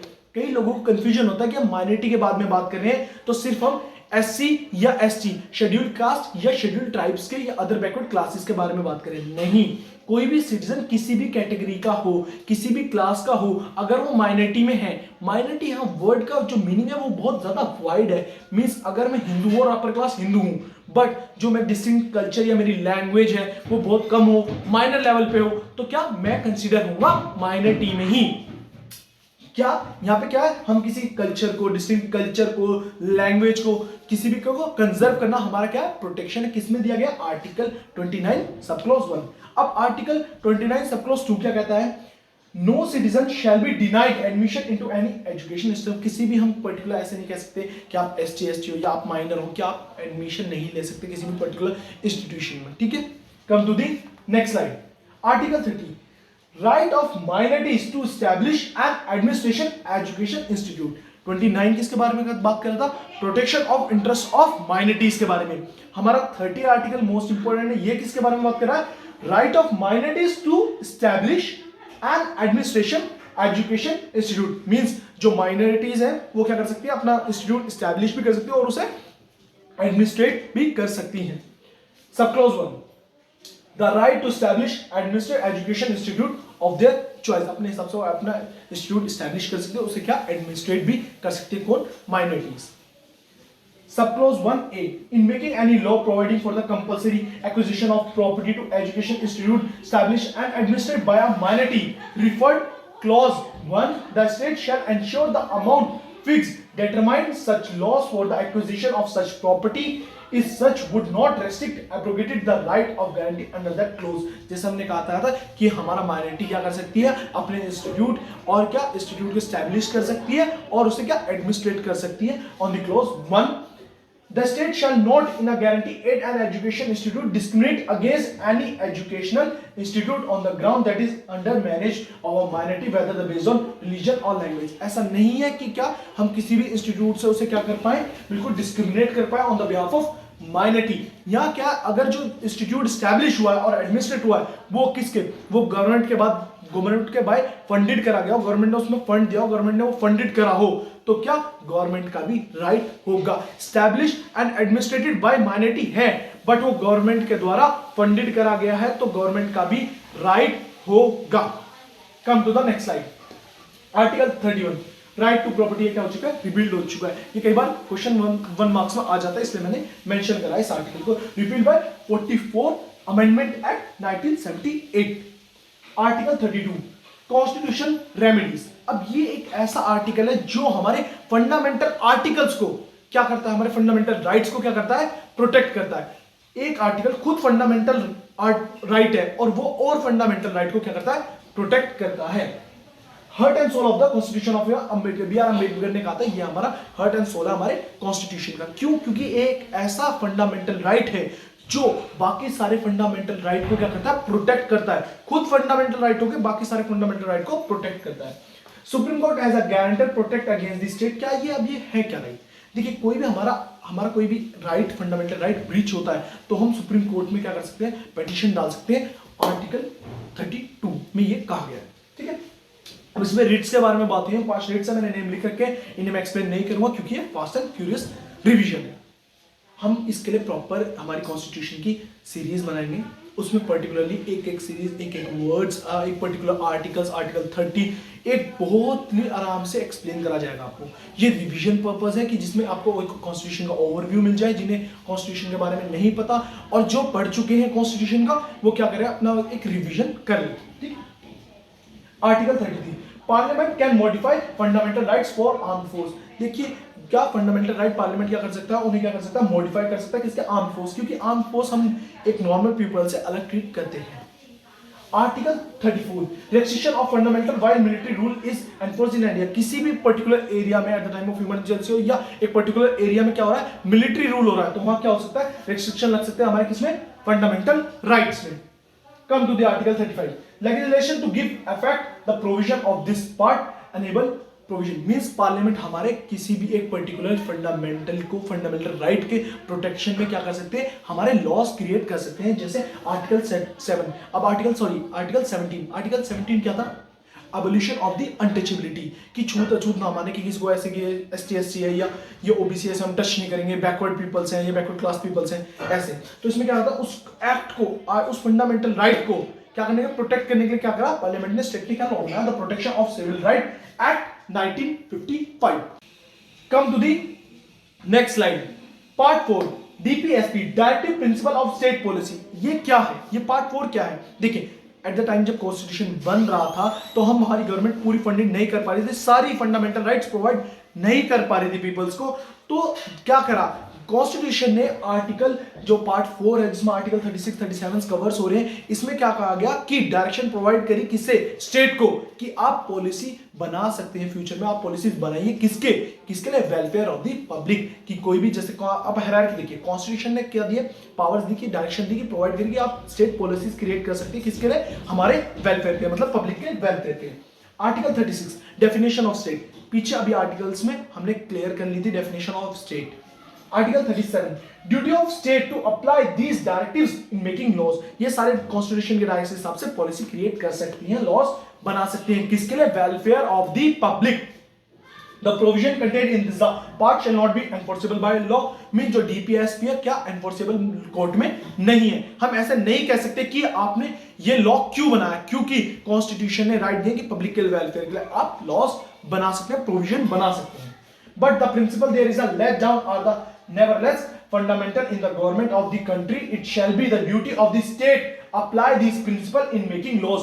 कि हमारी स्टेट की क्या है, ड्यूटी है कि वो इन प्रिंसिपल्स को फॉलो करेंगी, उसकी ड्यूटी है कि वो हमारे वेलफेयर के लिए लॉज बनाए। देखिए लास्ट टाइम में लिखा रखा है, the duty of the state to apply this principle in making laws, इन प्रिंसिपल के बिहाफ पे वो हमारे लॉज बनाए। Come to the next slide, article 39, a free legal aid, legal service authority act 1987। देखिए आर्टिकल 37 में हमने बात करी थी कि हमारे कॉन्स्टिट्यूशन ने एक डायरेक्टिव प्रिंसिपल्स प्रोवाइड कर रखे हैं, उन्हें डायरेक्शन प्रोवाइड कर रखे हैं कि हमारे स्टेट की ड्यूटी है कि वो प्रिंसिपल्स बनाए, किसके लिए, वेलफेयर ऑफ द पब्लिक के लिए। मतलब कॉन्स्टिट्यूशन ने दे रखी है, कह रखा है कि स्टेट को ड्यूटी प्रोवाइड कर रखी है कि आपकी ड्यूटी है स्टेट की कि वो प्रिंसिपल्स बनाए, किनके वेलफेयर के, स्टेट के वेलफेयर के लिए। आर्टिकल 39 ये कहता है equal pay for equal work and legal aid service provide करी जाए। और यहाँ जो आर्टिकल 39 का सब क्लॉज डी है, इंपॉर्टेंट है, equal pay for equal work means कोई भी पर्सन आपके यहाँ वर्क कर रहा है, या कोई भी आर्टिकल क्या है कि किसी भी पर्सन से आप वर्क ले रहे हैं तो क्या हो, आपको इक्वल उसे पे करे अकॉर्डिंग टू दी वर्क। अगर कोई 5 घंटे वर्क कर रहा है तो उसका 5 घंटे के हिसाब से पैसे दिए जाएं, ठीक है। Article 40, organisation of village panchayat 73 amendment act and 74 amendment act 1992। 73 amendment act और 74 अमेंडमेंट एक्ट 1992 का एडिट करा क्या, organisation of village panchayat. Organisation of village panchayat means यहां हम सेटअप की बात नहीं कर रहे, विलेज पंचायत पहले भी थी, यहां हमने क्या करा है, जो स्टेट है वो उसे ऑर्गेनाइज करेगी, किसे, विलेज पंचायत को। Article 44 uniform civil code UCC means किसी भी पर्सन पे कोई भी, जैसे आपने किसी भी पर्सन ने कोई क्राइम करा, कोई एक्ट करा, उसे आप पनिशमेंट प्रोवाइड करें तो यूनिफॉर्म हो सब में। ऐसा ना हो कि किसी एक फीमेल ने कराए और एक मेल ने कराया तो आप उसके लिए एक अलग जजमेंट दे रहे हैं, उसके लिए अलग जजमेंट दे रहे हैं, या किसी एक हिंदू रिलीजन के पर्सन ने करा, मतलब सभी लोगों में क्या हो, सेम यूनिफॉर्म सिविल कोड हो, मतलब जो भी एक्ट हो, जो अप्लाई हो, जो भी सेक्शंस अप्लाई हो, सेम यूनिफॉर्म हो सब पर्सन में। Comes to article 45 provision for free and compulsory education up to 6 year, normally आपको अंडरस्टूड है। Article 48 organisation of agriculture and animal husbandry means क्या, हम नई टेक्नोलॉजी जैसे ग्रीन रिवॉल्यूशन आया था, एग्रीकल्चर को प्रमोट करने के लिए क्या करें, अडॉप्ट करें, ऐसी स्टेट क्या करें, हमारे पॉलिसीज बनाएं। एनिमल हस्बेंड्री का मेन एग्जांपल हो गया जैसे क्लाउ स्लटिंग बंद हो चुकी है, कि अब गाय हत्या बैन है, कि अब किसी भी एक काव को आप किल नहीं कर सकते। क्यों, यहां कोई रिलीजन के बेस में नहीं है कि काव हिंदू ज्यादा पूजते हैं उसे तो इसलिए किल नहीं करना बंद कर दिया, नहीं, ये हमारे इकोनॉमिक इनकम फैक्टर की वजह से हमने क्या करा, स्टेट ने ये पॉलिसी बनाई है हमारे वेलफेयर के लिए। Article 48(1) protection of environment, safeguard forest and wild life, कि जैसा आपने देखा भी होगा कि लायन थे, अब उनकी क्या होती है, टाइगर्स की क्या हो रही है, उनकी जो क्वांटिटी है वो एक्सटिंग्विश होने वाली है, कम हो रही है बहुत ज्यादा, और ऐसा बताते हैं कि आने वाले टाइम में टाइगर्स क्या हो जाएंगे कि आपको दिखने ही बंद हो जाएंगे। तो ये उनकी जो उनकी प्रोटेक्शन के लिए, उनकी जैसे लाइक इन्वायरमेंट के प्रोटेक्शन के लिए ऐसे क्या पॉलिसीज लॉ बनाती है, किसकी हेल्प से, आर्टिकल 37 की हेल्प से। ये किसमें कहा गया, आर्टिकल 48A में कहा गया protection of environment and safeguard of the forest and wild life. Article 50 separation of judiciary from executive, मतलब जो जुडिशरी पावर्स है, जो जुडिशरी है वो एग्जीक्यूटिव से डिफरेंट है, एक सेपरेट सेक्शन है। मींस कि लाइक जज एक पनिशमेंट पास कर रहा है, ऑर्डर पास कर रहा है, लॉ दे रहा है, या कोई भी एक जजमेंट सुना रहा है, तो ऐसा नहीं है उस जगह हमारी एग्जीक्यूटिव पावर्स इंटरफेयर करे प्रेसिडेंट के, नहीं, आपने इस पर्सन को डेथ पेनल्टी क्यों दी, या आप ये उसकी पावर्स में इंटरफेयर नहीं करता, और ना ही जुडिशियल इंटरफेयर करेगी एग्जीक्यूटिव पावर्स पे। Article 51 promotion of international peace and security, मतलब आप प्रमोशन करें किसे, इंटरनेशनल पीस, जैसे अंतरराष्ट्रीय शांति को आप क्या करें, प्रमोट करें। यहां हम इस फास्ट एंड फ्यूरियस रिवीजन का एंड करते हैं। नेक्स्ट वीडियो में हम स्टार्ट करेंगे आगे के इंपॉर्टेंट आर्टिकल्स। अगर आपको मेरी वीडियो अच्छी लगती है, like share and subscribe. Thank you.